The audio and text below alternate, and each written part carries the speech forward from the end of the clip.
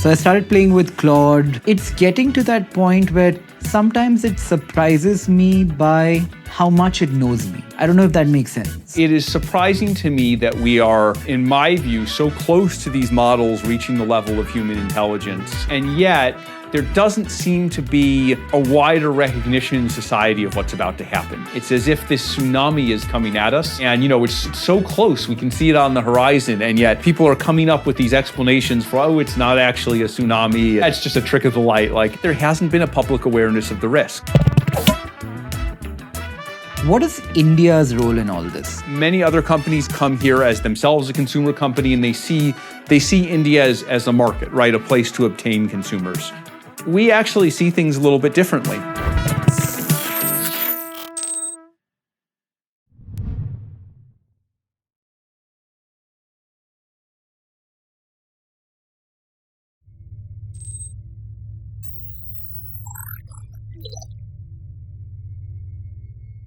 What did you do before founding Anthropic?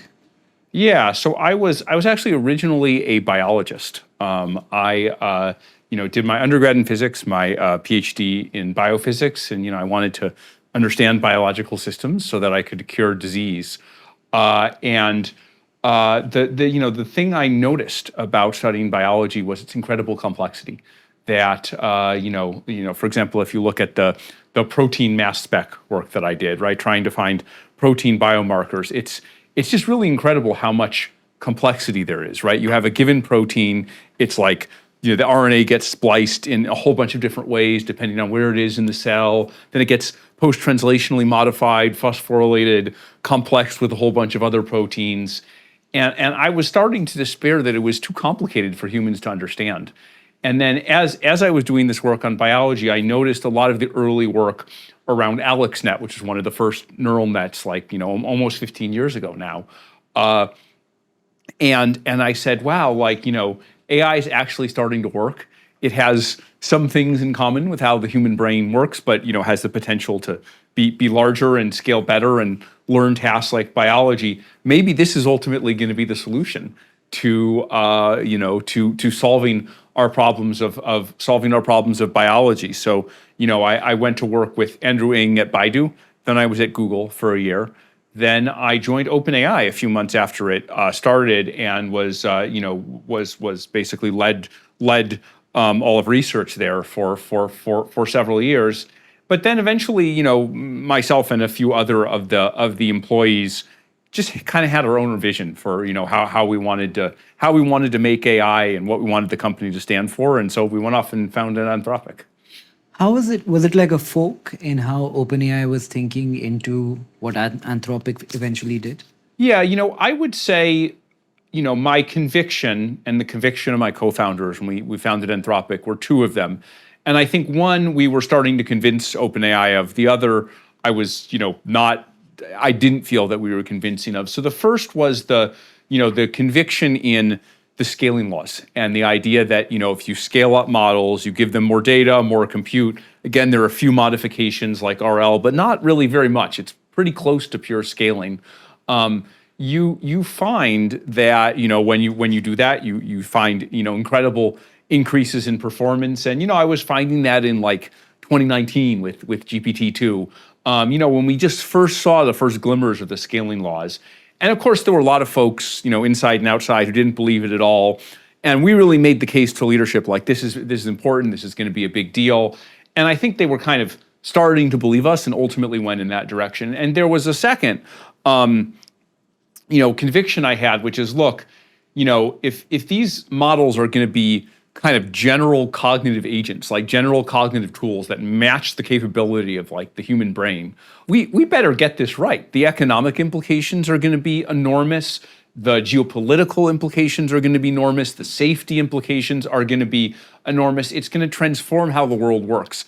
And so we need to do it in the right way. And I think despite a lot of, kind of verbiage about doing it in the right way, I was, for a variety of reasons, just not convinced that at the institution that I was at, that there was a real and serious conviction to do it in the right way. And so my view is always don't argue with someone else's vision. Don't try to get someone to do things the way you want to. If you have a strong vision and you share that vision with a few other people, you should just go off and do your own thing, and then you're responsible for your own mistakes. You don't have to answer for anyone else's, and maybe your vision works out, maybe it doesn't, but at least it's yours. Didn't OpenAI believe in scaling laws? Because they went down the same path themselves too, right? Well, we succeeded. Can you explain what scaling laws are in very simple terms? It's like if you want a chemical reaction to produce oxygen or start a fire or something like that, you need different ingredients, and if you don't have enough of one ingredient, the reaction stops. But if you put ingredients together in proportion, you get your explosion or your fire or whatever. And for AI, those ingredients are data, compute, the size of the AI model. And so the scaling laws just tell you that if you put in the ingredients to the chemical reaction, the ingredients of data and model size, that what you get out is intelligence. Intelligence is the product of the chemical reaction. And what is intelligence? Intelligence as measured by the ability to translate language, or the ability to write code, or the ability to answer questions correctly about a story. Basically, any cognitive task we can think of, any task that exists in text or in images, any task that you can do on a computer. How is the intelligence of today, as you are describing it, different from what a computer could do 5 years ago? Yeah, I would say, for example, 5 years ago, a computer, you could not ask a computer a question and have it write a one-page essay on that question. You could not ask a computer to implement a feature in code and have it implement that feature in code. None of those things were possible. You could not generate an image. You could not generate a video. You could not analyze a video. I could get one of those videos of a monkey juggling or something, and say, what's going on in this video? How many times did the ball change hands? And right now you could get Claude or another AI model to give you an answer on that. And 5 years ago, none of those things were possible. I'm trying to figure out, has the definition of intelligence changed per se? Well, what I would say is 5 years ago, you could Google, and there might be a website that would tell you a little bit about this, right? But you're just looking up some text that exists on the web, right? Maybe it's not about how to get a monkey to juggle. Maybe it's about how to get a seal to juggle. It's not quite exactly the same thing, because maybe exactly the same thing doesn't exist. But as we see when people use these models, you can ask and you can actually get an intelligent response. You can ask a specific question and have the model write one page about it, or you can give it a hypothetical. What if I had the monkey juggle clubs instead of balls, or what if I did this thing, and that information doesn't exist anywhere. Whereas the model is able to kind of think for itself and come up with an answer on its own. So it's something it's something totally new. It's not just matching some of the text that exists on the internet. Fair. So this is more like a conversation. So feel free to talk about what you want to talk, not necessarily related to the questions that I'm asking. You look very animated when you speak. Did you ever teach? I was originally an academic, and I thought that I might become a professor. I got my PhD. I went all the way to being a postdoc at Stanford Medical School, and I was aiming to become a professor. So if I had become a professor, I would have done that. But as I mentioned, I got interested in AI. And to work in AI required a lot of computational resources, and that was mostly happening in industry. So that took me off the academic path and into industry, and of course, ultimately through several steps led me to start a company. But sometimes I think I'm still a professor at heart. At this point, Dario, if AI is the most relevant thing in the world, if the world is realigning in a way and AI is determining who gets what and who doesn't get what, I'm talking about industries, you today are probably the most relevant person in the world if Anthropic, in this last cycle, in this minute, is sitting on top of this pile. For somebody who was going on the path of being a teacher to have arrived to where you are today, are you best equipped for where you are today? Well, I mean, first I would say a couple of things. I think there's a lot of folks who are right relevant in different ways, right? Even within industry, there's the different layers of the stack. There's like the folks who make chips. There's the folks even earlier who make semiconductor manufacturing equipment. There's the folks who make models like us, and then there are other players who make models. There's the folks who make kind of applications after the models. And then there's a bunch of other folks who have a say. There's, governments, there's like civil society. So, my hope, isn't that there's, just one tiny set of people that's relevant. I think we're trying to broaden the set of people who are relevant and, turn it into a broader conversation. But, I think at the same time, your question is a fair one. And one way I could interpret it is like, there's a certain randomness to how, kind of a few people, end up leading these, leading these companies that kind of, grow so fast, and it seems like, in the near future will power so much of the economy. And I've said openly, publicly, not for the first time, that I'm at least somewhat uncomfortable with the amount of concentration of power that's happening here. I would say almost overnight, almost by accident. We think, about that in a bunch of ways. One is we have an unusual governance structure, something called the Long-Term Benefit Trust. It's a body that kind of ultimately appoints, the majority of the board members for Anthropic and is, made up of financially disinterested individuals. So that's some, check on what one single person is doing. And then, I think as always, the government should play some role here. I've been an advocate of, proactive, although, sensible, that doesn't slow down the technology, sensible regulation of the technology, because, I think like the people should have a say, like governments and the people who elect them should have a say in how this goes. So I actually think of a lot of what I'm trying to do as kind of trying to preserve a balance of power. Kind of, against the natural grain of this technology.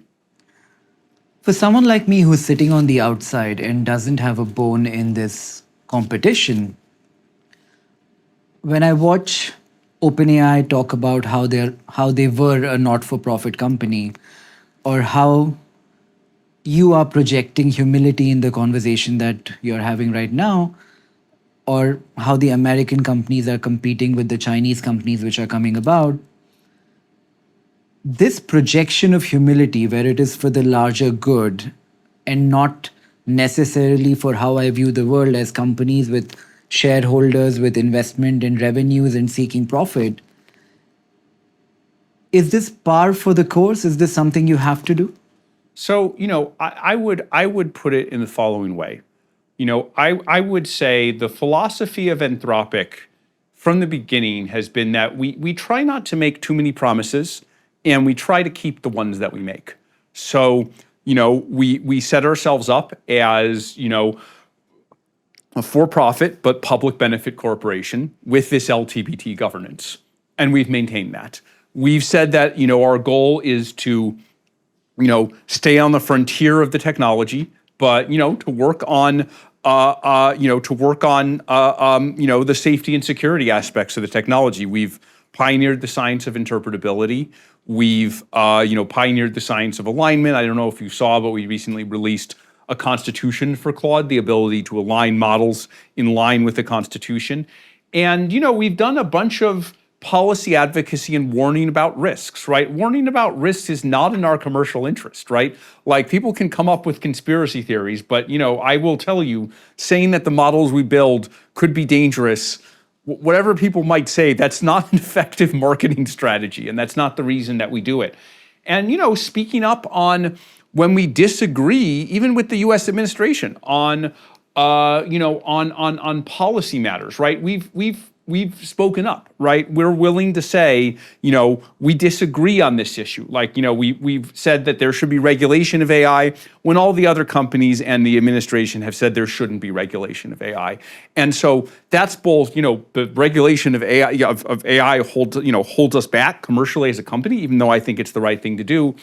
And it's difficult to go against the government and the other companies and say this. We're really sticking our neck out. So we've taken a number of actions that I see as really putting our money where our mouth is here. I can't speak for the other companies. It's quite possible that some people say these things and they don't really mean them, but I wouldn't look at what people say. I would look at what people do.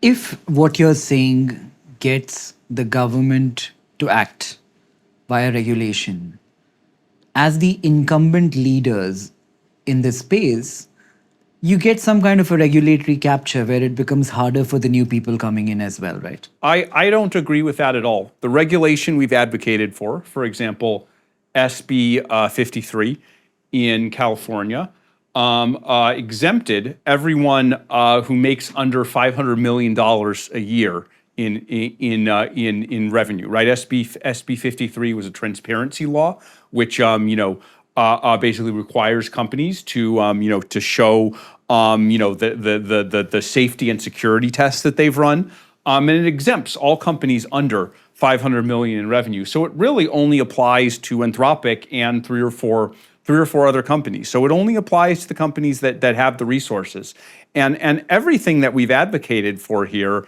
Not just SB 53, but all the proposals that we've made, the ones that we've made in the past and the ones that we plan to make in the future, have this character. We're constraining ourselves and a very small number of additional companies. We're not people who say that need to look at the actual content of what we're proposing, because it doesn't match that idea at all. Fair. I read your paper, Machines of Loving Grace and the Adolescence of Technology, and you seem to have had a 180-degree shift in perspective almost, from optimism to skepticism over like 2 years, from 2024 to 2026.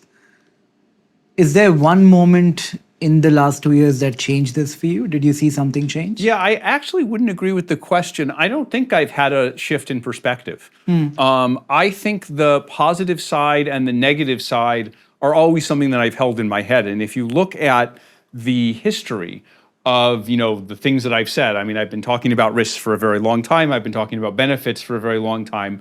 It turns out that actually it takes me a while to write one of these essays. Both they're really large as well. They're big essays. They're like 30 pages. Mini books. Both of these, it's taken me like I spent for each one. I spent about a year having a kind of vague vision of the essay in my head and like trying to write it, but like not fully succeeding at writing it. And then in either case, I had to be on vacation or somewhere where I could think, where the day-to-day business of running the company didn't occupy me. And then I was finally able to kind of write the essay. So all of that is to say, I started thinking about what would be in adolescence of technology almost the instant I finished Machines of Loving Grace, because I was like, I want to inspire people with the good vision, but I also want to warn people with what can go wrong. And so it just took me a year to write it. But really, both visions were in my head, and I think they're both possible. They're two different visions of the future, and obviously, I want to get the Machines of Loving Grace one right. I want to solve all the problems and have the positive vision, but it's not a shift in perspective. It's me just finding the time to write the light and then the dark. But have you had a change of perspective? I would say overall I'm about where I was before. I have not gotten more positive, more negative. There may be some places where I've gotten more optimistic or things have gone better than expected. Mm-hmm. There may be places where I'm more pessimistic and where things have gone worse than expected. But on average, they sort of cancel each other out. I would say I feel very good about how things have gone with areas like interpretability. Interpretability is the science of seeing inside these neural nets. As a human would, look inside, as we would scan a human brain with an MRI or a neural probe. I've been amazed at what we've been able to find. We've been able to find, neurons that correspond to very specific concepts, neural circuits that correspond to, keep track of how to do rhymes in poetry. And so we're starting to understand what these models do, right? We don't. We just train them in this kind of emergent way as you would build a snowflake. But now we're starting to be able to look inside and understand them. I'm also very encouraged by some of the work on alignment and constitutions. Making sure that models behave in the way that we want and expect them to. I think that's going pretty well. I felt pretty positive about that. I think I felt maybe, have been a bit disappointed or felt a bit more negative about some of the things that are more like in the kind of public awareness and the actions of wider society. It is surprising to me that we are, in my view, so close to these models reaching the level of human intelligence, and yet there doesn't seem to be a wider recognition in society of what's about to happen. It's as if this tsunami is coming at us, and it's so close, we can see it on the horizon, and yet people are coming up with these explanations for, it's not actually a tsunami, it's that's just a trick of the light, like it's some, and I think along with that, there hasn't been a public awareness of the risks.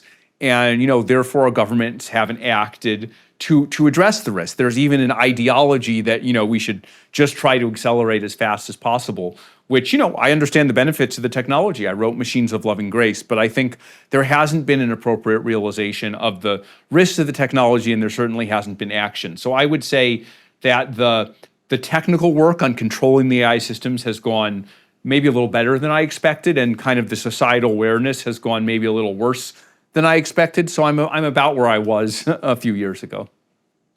So in my own journey, when something sounds complicated and I'm not a programmer, I don't have a background in coding. So I used a bunch of tools for things like research and a conversation both ways, but I never tried to figure out if I could code using your tool, for example. Recently, I hired a developer just to push me to sit for a couple of hours a day and teach me how to start becoming more familiar with it. Largely because of, something like FOMO, like the fear of missing out on how the world is changing. So I started playing with Claude. I used the connectors to connect my Google Drive, mail, and calendar, and a bunch of those things. I started using the co-work. And then I started using Claude Code to write simple programs around the industry that I am in, which is financial services, basically to research stock markets and stuff. We even have an optimized Claude for financial services. I don't know if you've tried that, but we even have that. No. And then I went into ClaudeBot, which is now OpenClaw. I think ClaudeBot became something else and now is OpenClaw. And I set it up on a Mac Mini and connected it to a Telegram account, and now I chat with it, and I try and move files from A to B, work on a server on remote. It's getting to that point where I'm not talking about OpenClaw, but even Claude with all the connectors, sometimes it surprises me by how much it knows me. I don't know if that makes sense. Yeah, one of my co-founders, he was writing this diary with his kind of, his thoughts and his fears. And he fed it into Claude, and he asked Claude to comment on it, and Claude said, "Here are some other fears you might have that you haven't written down." And Claude ended up being mostly right about those. So it really gave this eerie sense of the model knows you. The model knows you super well. That from a relatively small amount of information, it can learn a lot about you and come to know you fairly well. And I like most things with the technology, right? We talked about the machines of loving grace and adolescence of technology. On one hand, something that knows you really well can be a sort of angel on your shoulder that helps to guide your life and make you a better version of yourself. And that's the version we can aim for. course, something that knows you really well, can it can use what it knows about you to exploit you or manipulate you on behalf of some agenda or sell your data to someone else. I mean, this is one reason we just don't like the idea of using ads, right? This is because you're not paying for the product like you're the product. And in this case, the product then would be all this model that knows you super well, and could use that in all kinds of nefarious ways. So we need to make sure we take the positive road here and not the negative road. With Claude, I need to use the connectors to give it context to my life. With Google, for example, it already has the context to my life because I use their worksheets and their email and their drive and their chat and everything like that. For Anthropic long term, will you also have to own the ecosystem? Yeah, I mean, Do you have to build mail and chat? And yeah, drive yeah. I don't think we need to build all of those things. My thought would be, it's gonna be a mixture of things we make ourselves and integrating into others, right? Like, we can integrate Claude into Google Docs. We can integrate Claude into Google Sheets. Like, we have external connectors there. We can, we're starting to do that with Cowork. Same for Microsoft Office. Same for other tools. So, I think we do whatever is easiest and fastest to do. We integrate into the existing tools. Now, it might turn out at some point that the existing tools aren't enough, and we have kind of a different vision. We might want to slice things differently, right? Maybe traditional email doesn't make sense, or traditional spreadsheets don't make sense given what you can do in AI. So I don't exclude that we could chop up products in a different way, but we're happy to use the ecosystem that exists and work with anyone else, right? In many ways, we're a platform company. We allow many people to build on us, even though we sometimes also build things ourselves. The one thing, this is a slight digression, but I think the one thing that you're missing, that also your peer group is missing, is in society today, people inherently distrust anybody who claims to be doing good or trying to do the right thing. So when you and your peers are out saying, I heard you and Demis speak at Davos. I was in the room when you guys were talking about how I don't mean me, how Dario, how Demis and a bunch of other people have to come together and prevent things from changing too quickly. Like you need to meter it to a certain extent.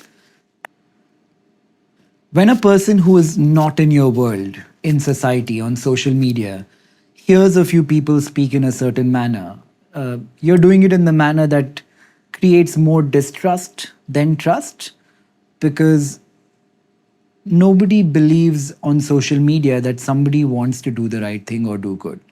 So it might be counterintuitive, but I think it needs a change of strategy. If you were to be more capitalistic about this and own up to the fact that you have shareholders and you seek a profit, but this will help you win, maybe it'll work more. Just a thought. I don't really agree with that. I would again go back to the idea that you need to judge us by the actions that we take. I think the company has taken a number of actions over its time that I think show that it's really serious about these commitments. So back in 2022, we had an early version of Claude 1. This was before ChatGPT, and we chose not to release this because we were worried that it would kick off an arms race and not give us enough time to build these systems safely, right? It was kind of a one-time overhang. Like we could see the power of the models, a couple other companies could see the power of the models, and so we didn't. We decided not to do that, and that's public, that's well documented, and then we waited until someone else did it, and then we're like, okay, the arms race is kicked off, so now we can release our model, but probably the world gained a few months. Now, that was very commercially expensive. We probably, ceded the lead on, consumer AI because of that. We've advocated on chip policy in ways that have made some of the chip companies who are our suppliers very angry at us, voicing our disagreement with the administration on, AI policy and AI regulation on some matters. Anyone who thinks we benefit from being the only ones to do that, it's really hard to come up with a picture where that's the case. You look at any one of these and okay, fine, but you put enough of them together, and I don't know. I ask you to judge us by our actions. Dario, isn't this a bit like rich people saying capitalism is bad? Rich people saying capitalism is bad. If rich people believed capitalism were truly bad, or the income inequality is such a big problem, the simplest thing would be to do would be to stop accumulating further wealth, and then nudge their friends to do the same. But I'm not saying AI is bad, right? We just talked about this two sides of it.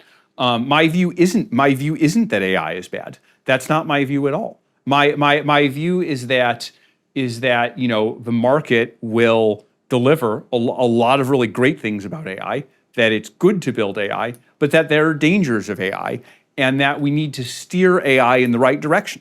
We're steering this car, we're steering it towards a good place, but also there are trees, there are potholes. And so what we need to do is we need to steer away from the trees and the potholes. We might need to occasionally slow down a bit, probably temporarily, in order to make sure that we steer in the right direction. That isn't like, the analogy wouldn't be a rich person saying capitalism is bad. It would be like if a rich person said capitalism is a force for good, but the economy, it needs to be leavened, it needs to be moderated, right? We need to deal with problems like pollution, we need to deal with problems like inequality, and then capitalism can be good. If we don't deal with those things, then capitalism might be bad. And so that is more analogous to the position that I have here. The concept of consciousness, where is that going, and what does an AI think it is? If AI were to question itself, do you think it thinks it's consciousness? It has consciousness? So, this is one of these mysterious questions that we really don't have any kind of, answer to. We don't know what human consciousness is, and therefore we don't know if AIs have it. What do you think it is? So, I suspect that it's an emergent property of, systems that are complicated enough that kind of reflect on their own decisions. That it's something that emerges from complex enough systems. And so I do think when our AI systems get advanced enough, I suspect they'll have something that resembles what we would call consciousness or moral significance. I do think it'll happen at some point. It may not be the same as human consciousness. It may be different in how it works because the modalities are different, because the things it's learned are different. But having studied the brain and the way it's wired together, the models are different in some ways, but I don't think they're different in the fundamental ways that matter. So I am someone who does suspect that at some point, even if I don't think they are today, I suspect that at some point the models will, we would indeed say under most definitions that we would endorse that the models will be conscious. This is a question I keep asking myself when people talk to me about things like spirituality or consciousness. I feel like the world is very random. This is my view. And we are not far removed from cockroaches. When somebody stamps a cockroach, the cockroach dies. If there is something called consciousness, and if there is a collective consciousness, I've not been able to either connect with it or derive anything from it. Do you believe differently? I don't think consciousness, necessarily needs to mean anything, mystical, right? Like, there's some property of kind of being aware of your own existence and feeling things, and being able to take in kind of a lot of information and reflect on that information and to, feel a certain way and to notice yourself noticing something.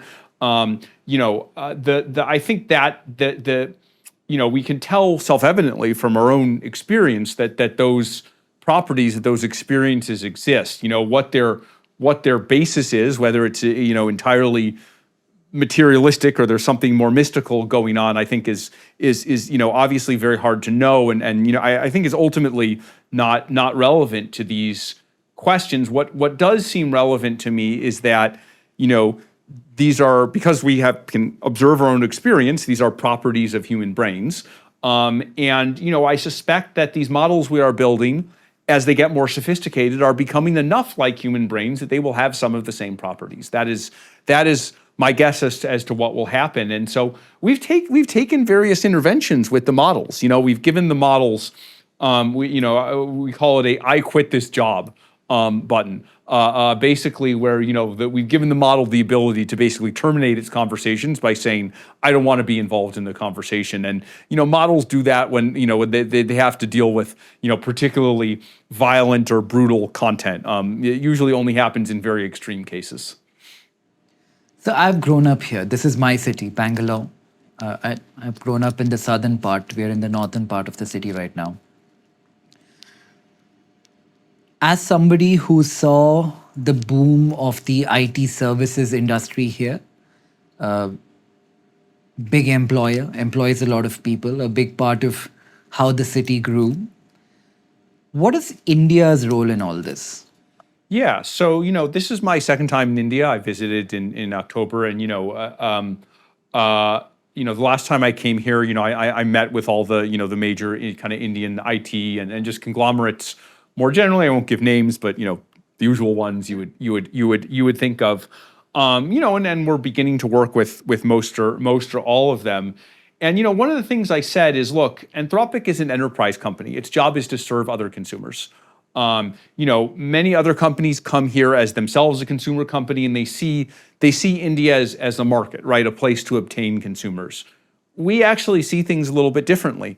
We want to work with companies in India to provide our tools to them, to help them build those tools, and help them do their job better. So if we work with a company here, they know the Indian market better, right? They're better at doing what they do. Whether that's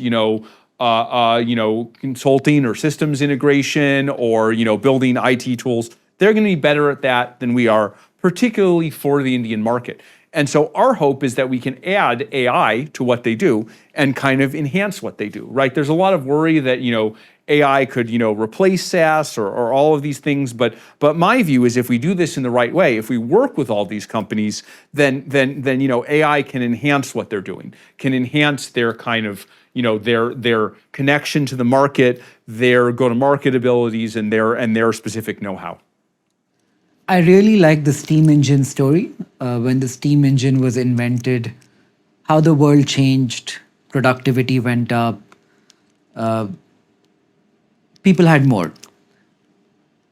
The thing I worry about is at the beginning of a change, you need a human to operate the steam engine. Then you have assembly lines and all of that.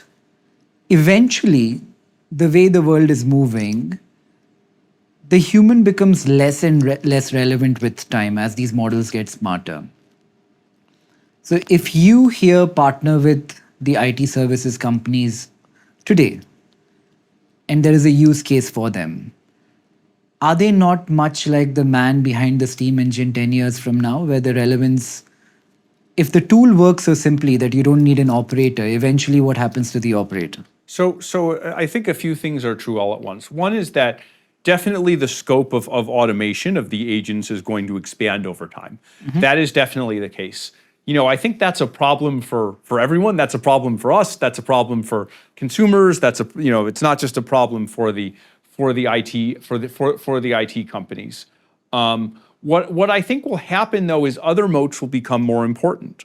For example, the models have not done a lot in the physical world. They may at some point. I think robotics will happen at some point, but I think that's a distinct thing from what's happening now with AI. So a lot of this involves things in the physical world. Another thing is things that are human-centric, right? Some of these IT companies are also consulting companies, and they have a big web of relationships with other, with other humans, with other institutions here in India or across the world. And I think those relationships are going to become increasingly important, right? Some of these are combined technology and sort of consulting or like integration companies. And I think a lot of it is, knowing how institutions work. And so being able to, integrate things with institutions, being able to work with them to make things happen faster than they would have otherwise. And I think that element, if nothing else is going to continue to be valuable in the long run. At the end of the day, it just comes down to humans, right? All of this is supposed to be being done for the benefit of humans. So there's always going to be some human-centric element of this that's going to be important. And I suspect there will be other moats that we haven't thought about, So, there's this concept called Amdahl's law, which is, if you have a process that has many components and you speed up some of the components, the components that haven't yet been sped up become the limiting factor. They become the most important thing. And you might not have thought about them at all, right? You might not have thought of them as moats or important components, but when writing software, what becomes a lot easier, some of the moats that companies have will go away, but others will become even more important. So there will be a bunch of adjustment. Folks will have to say, oh man, the stuff we thought was really important before isn't as important, whereas these other advantages that we never really thought of as advantages are now super important. So I guess what I would say is, companies will need to adapt very fast and think about what really matters for them, what their real advantages are. But I think some of those advantages are gonna stay around because while the technology is very broad, it does have its limits. I don't know if I buy that fully. I think I see the diminishing returns for being a service provider, even if the moat is the network and relationships they hold today. Because if I am using OpenClaw to maneuver some of my relationships in the conversations, I don't know if it's too far-fetched to assume that most conversations tomorrow and relationships will be maintained by an agent like that. But if you just think of the chain of companies, right? At the end of the day, you're dealing with consumers, right? Like at the end of the day, you have to deal with people. There's this story of I think it was Jeff Hinton predicted, that AI will replace radiologists. And indeed, AI has gotten better than radiologists at doing scans, right? But what happens today is there aren't less radiologists. What the radiologist does is they walk the patient through the scan and they kind of talk to the patient. So the most highly technical part of the job has gone away, but somehow there's still some demand for the kind of underlying human skill. Now that may not be true everywhere. And perhaps over time, AI will advance in areas where it hasn't yet advanced, and maybe that'll happen fast.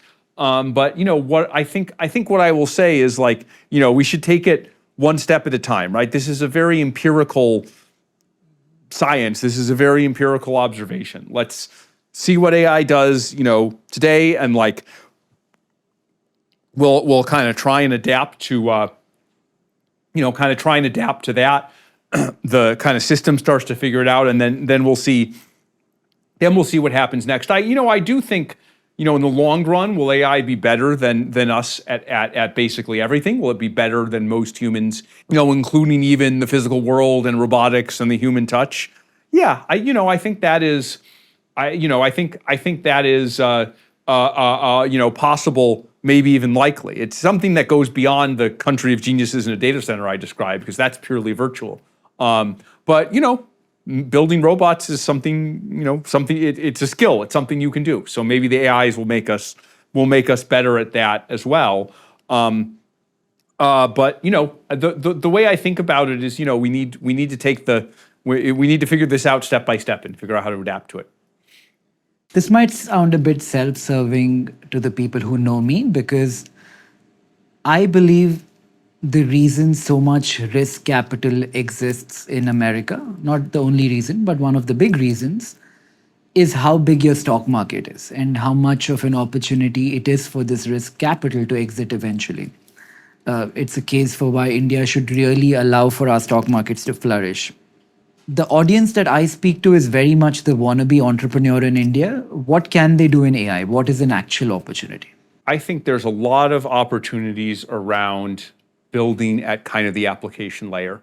We release a new model every 2 or 3 months. And so there's an opportunity every 2 or 3 months to build some new thing that wasn't possible before, that wouldn't have worked before because the models were weak. People, in fact, say the majority of our revenue still comes from the API model. People say that, API models aren't viable or that they'll be commoditized or whatever. I think what people are not seeing is there's this expanding sphere of what is possible with AI. And the API allows, this new startup to try making something that, wasn't possible before. And this is why the API is such a flourishing business, and it's constantly in motion, it's constantly in churn, and so it doesn't, it doesn't get commoditized. It's a very dynamic thing.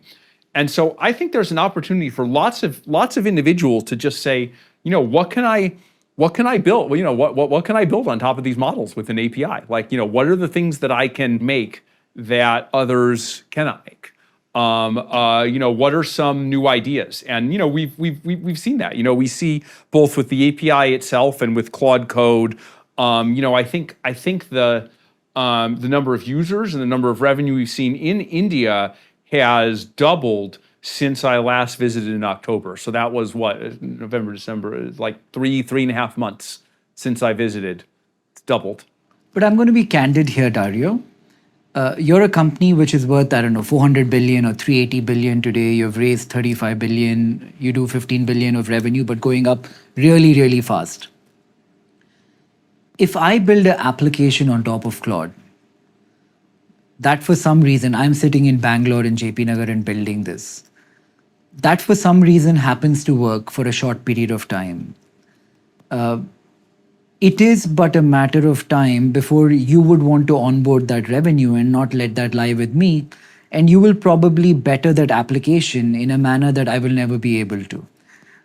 I've heard this argument for different people, like the Harvey, the legal AI company in New York. They're friends of mine, and they were talking about how they built on top of OpenAI, but eventually they don't know if it's an easy fix for OpenAI to do what they're doing.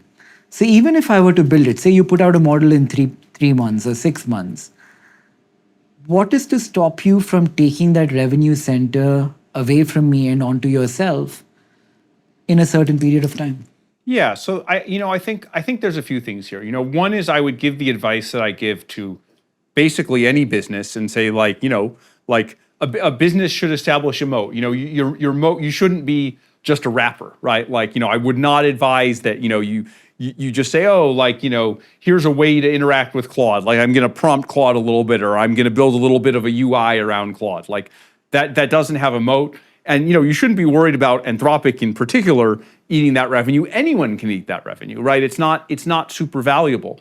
But what I would say is that in different fields, there are different kinds of moats where you can do something that, it would be difficult for Anthropic to do, and we don't want to specialize in it. So, for example, there's a lot of stuff in the bio cross AI space that builds on our API. They want to do biological discovery. Like, I happen to be a biologist, but most people at Anthropic aren't biologists. They're like AI scientists, or they're product people, or go-to-market people. So it's just really inefficient for us to step in that space and do all that work.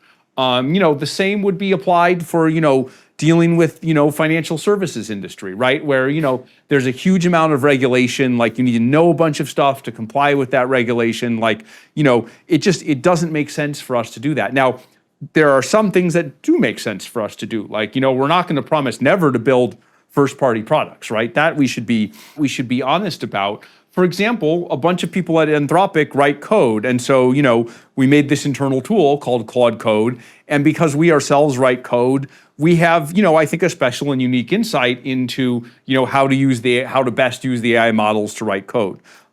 So, I think in the code space, we've become very strong competitors because this is something we use ourselves. But I don't think that generalizes to every possible industry. Again, going back to my audience, which is the 20 or 25-year-old boy or girl in India, what industry do you think will get disrupted and what has a certain runway left? I'm asking from the lens of I'm trying to figure out what book to read, which college to go to, what skill set to learn. If I'm starting a startup today, what has some kind of a tailwind? Yeah. For a short period of time is okay as well. But Yeah, what has I mean, tailwind? I would think about tasks that are human-centered, tasks that involve relating to people. I think that the stuff like code and software engineering is becoming more and more kind of AI focused. Things like math and science. Is that coding or engineering? If I were to segregate coding and engineering to be two completely different things, Yeah. is coding going away, or is engineering element of software where you're an architect trying to figure out? I think coding is going away first, or coding is being done by the AI models first, and then the broader task of software engineering will take longer. But I think that is that doing that end to end, I think that is going to happen as well, I would say. But again, the elements of design or making something that's useful to users or knowing what the demand is, or managing teams of AI models, those things may still be present. Again, there's this comparative advantage is surprisingly powerful, right? Even if you're only doing 5% of the task, that 5% gets super amplified and levered because it's you're only doing 5% of the task. The AI does the other 95%, and so you become 20 times more productive. Again, at some point you get to 99%, 99, and then it becomes harder. But I think there's surprisingly much in that sort of in that zone of comparative advantage. But I would really think about the things that are human centered. I think there's something to that. I think there's something to kind of the physical world or things that mix together human centered, the physical world, one of those two, and analytical skills that somehow tie them together, similar to the radiologist example I gave. So what would I study? Say I'm actual use case, I'm 25 years old, I'm trying to pick a profession for myself. I want some kind of tailwind. My outcome is a capitalistic win in the next decade. What industry would I pick outside of something which has a physical interface? Yeah. Again, anything where you're building on AI, if AI is the tailwind, if you can be part of some other part of the supply chain, something in the semiconductor space, which, I think is, that's one example, there has an element of kind of, physical world and more traditional engineering, not software engineering. Again, the very kind of human-centered professions, that is something I would think in terms of. And I think the other thing I always say is in the world in which AI can kind of generate anything and create anything, having basic critical thinking skills may be the most important thing to success. I worry about these AI models that generate images and videos, and we don't make models that generate images and videos and for many reasons, but this is one of them. It's really hard to tell what's real from what's not. And so a significant part of success may be having the street smarts, not to get fooled by hopefully we can crack down on and regulate some of this fake content, but assume we can't. Critical thinking skills are going to be really important, and you don't want to fall for things that are fake. You don't want to have false beliefs. You don't want to get scammed. That's really advice that I would give to someone. If every innovation in the history of humanity killed a core human skills, I'll give you an example. If calculators killed our ability to do arithmetic, if writing reduced the memory of human beings per se, what muscle is AI killing? So first of all, I'm not so sure. I still do math in my head quite a lot. I still find it useful to do math in my head, even without a calculator, just because it's it's more integrated into my thought processes, right? I might want to say, oh yeah, if like each user paid this amount, then then the revenue would be that. I want to be able to close that loop in my head without having to to give the answer to a calculator. So I think a lot of these skills are still pretty relevant. But I would say that if you don't use things carefully, that you can lose important skills. And I think we started to see it with students where it's like they have the AI like write the essay for it. It's basically just cheating on homework. So we shouldn't do that. We did some studies around code and showed that depending on how you use the model, we can see de-skilling in terms of writing code, right? There are different ways to use the model, and some of them don't cause de-skilling, and some of them do. But definitely, if folks are not thoughtful in how they use things, then de-skilling absolutely can happen. Do you think humans will become stupider as a race in the next decade? Because we are, in a way, exporting thinking and cognition to systems. Yeah, I think if we deploy, again, it's the machines of loving grace and adolescence of technology. I think if we deploy AI in the wrong way, if we deploy it carelessly, then yes, people could become stupider. Even if an AI is always going to be better than you at something, you can still learn that thing, right? You can still enrich yourself intellectually. And so that's a choice we have to make as individual companies, as individual people, and as a society overall. Dario, do you have a view on open sourced versus closed? I was looking at some companies like ZAI's, GLM5 or DeepSeek. If you spend all this money on IP creation, on research, if these guys are able to reverse prompt and engineer and get close to Anthropic level answers, I'm not saying 100%, but I was seeing the GLM5 numbers and they seemed quite good. Where does the IP value in the world of AI lie? And if I were to be building an application, can I make the assumption, it's a far-fetched extrapolation, but can I assume that eventually the AI model layers will get so democratized that I should pick open sourced every time when I'm building an agent or an application layer, because that helps me retain the revenue model that I might be working with? So there are a few things here.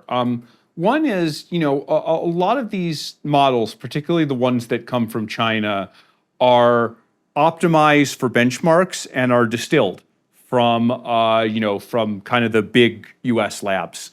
So there was a test recently where, some of these models scored very highly on the usual SWE benchmarks, the usual software engineering benchmarks.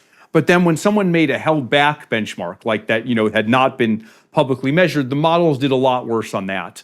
And so, I think those models are optimized for benchmarks much more than, for kind of real world use. But I think there's a broader point than that, which is that I think that how things are being set up, the economics of the models are very different than any previous technology. What we find is that there is a very strong preference for quality. It's a bit like human employees, right? So, it's like if I said to you, you can hire the best programmer in the world or the 10,000th best programmer in the world. I mean, they're both very skilled, but like, I think anyone who's hired a large number of people has this intuition that like there's this like power law long tail distribution of ability. And we find the same thing in the models. Like within a range, price doesn't matter that much if a model is the best model, the most cognitively capable model. Price doesn't matter much. The form in which it's presented doesn't matter much. So I'm focused almost entirely just on having the smartest model and the best model for the task.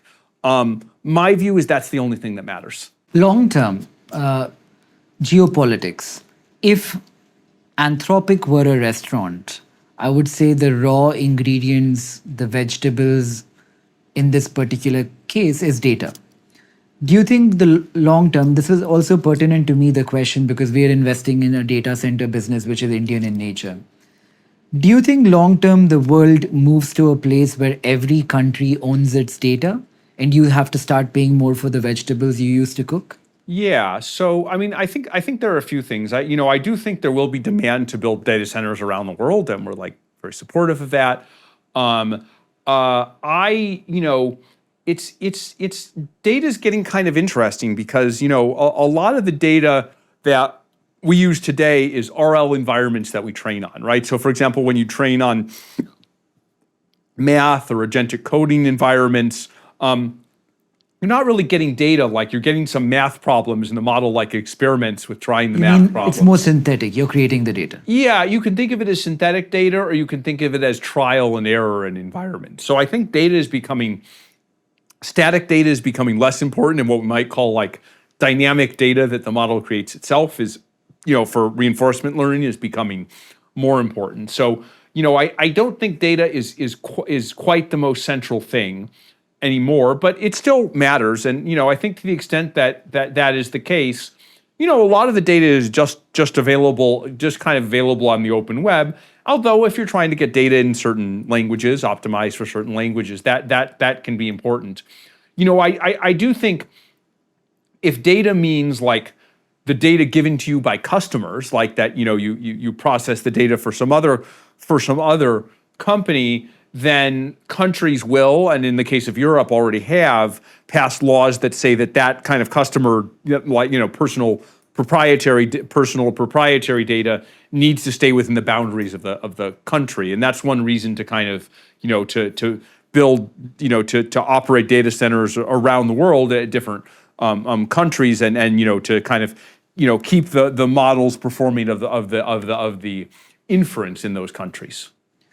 I really pushed Elon on this particular question. He was skeptical of answering it. But I asked him to pick one stock he would put money in, which is not his own, and he said Google. I'm going to ask you the question, and I know you're going to be skeptical in it as well. If Dario had $100 today, and you had to make the binary decision of investing in a stock to win in capitalism, which stock would you pick? Yeah, I had better not answer that question because I know so much about so many public companies. Like, I think I'd better not answer that question. Maybe answer the question for an industry that you're not involved in, which I'm guessing today is seldom the case because you're involved in most industries. Yeah, no, it's really. I mean, I don't know. I'm positive on, like. I think biotech is about to have a renaissance. Like ultimately, we'll be driven by AI. I'm not going to name a particular company, but like, nor will I say whether I think it's better to bet on the big pharma companies or like emerging smaller biotechs. But like my instinct is we're about to cure a lot of diseases, and so. Can you give me a subsect of biotech that I should focus on? Yeah. I think this idea of stuff that's more programmable and adaptive, from the mRNA vaccines, although those are having trouble in the US for dumb reasons, but, I'm very optimistic about the technology, to kind of the peptide-based therapies, right? Where, again, if you have a small molecule drug, you're like, there's only so many degrees of freedom you have, and, you kind of make one thing better, the other thing gets worse. Like peptides, it has this almost digital property where you can say, I'm going to substitute in, this amino acid here and this amino acid there. And so it allows for more continuous optimization. So, I think those kinds of areas, I would be optimistic about. Maybe also cell-based therapies, which is like a new Stem cell? No. So things like like I don't know, like the CAR T therapy, where you kind of genetically engineer your like take some cells out of your body, genetically engineer them to attack a particular cancer and put them back in the body. Do stem cell therapies work? I spent the whole of last week doing this. I was at a hospital for 3 hours a day, getting nebulizer and stem cells into my veins. I am not up on the latest of stem cell therapies. You'd have to ask a currently practicing biologist. But peptides, I think, will blow up, right? I mean, again, the design space is very broad. Right. When I tried to use Claude Code for the first time, I did struggle to get it to work. It was for somebody who's very stupid and has no coding or programming knowledge. It's not very, very easy. I think there's a learning curve. I heard someone say it well. It's like even prompt engineering is like playing a piano. You can't sit and start playing it. To my audience, I think it becomes increasingly relevant where to learn how to set context, how to prompt, how to use Claude Code better for somebody like me who comes with zero knowledge. Can you recommend how one does that? Yeah, I mean, first of all, I would say, we're trying increasingly to kind of like make that learning curve easier. So like one of the things that caused us to release Claude Cowork, which is basically Claude Code for non-coders, is, oh man, like we were noticing a bunch of non-technical people who really wanted to use Claude Code and were struggling through the command line terminal to do that, which, it's like coders use the command line terminal all the time, but like non-coders, it's just kind of like makes things unnecessarily complicated. So, Cowork was designed to be more of a, the kind of, it was powered by the Claude Code engine on the back, but, the idea was to kind of make it, more like user-friendly and like easier to use. So, we're definitely trying to introduce interfaces that kind of make it easier. But I would also say, that there's, there's like, classes you can take that, help you learn this thing. Now, I think it's a very empirical science. You mostly learn by doing, but, it's like Anthropic has its like, part of the company that we call the Ministry of Education. And, I think increasingly, we'll put out videos on how to run effective agents and how to prompt models. We've already done some of that. And I think we're gonna ramp it up because, we do want everyone to be able to learn this. Any fleeting thought, last question, like you want to leave us with something that we should bear in mind? What does Dario know that Nikhil and all of Nikhil's people do not? Yeah, I mean, I don't know that I know that many things, particularly now that the implications of the technology are kind of out there. So, I mean, it can all be, I think most aspects of my worldview can be derived from what's publicly visible now, from what we can see, kind of outside in the world.